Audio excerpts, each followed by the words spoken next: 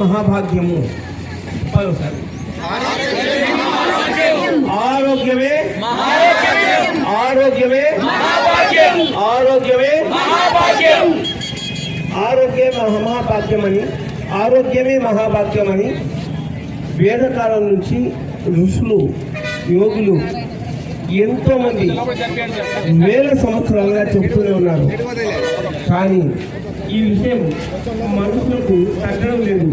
పైగా మాంసము చేత వృద్ధి చెందును అని భగవద్గీతలో ఉన్నటువంటి సూక్తిని, మాంసం ఉన్న జంతువులని మాంసభక్షకులైన మనుషులు తినడం వల్ల శరీరం వృద్ధి చెందుతుంది, దాన్ని తప్పుదో పట్టించారు.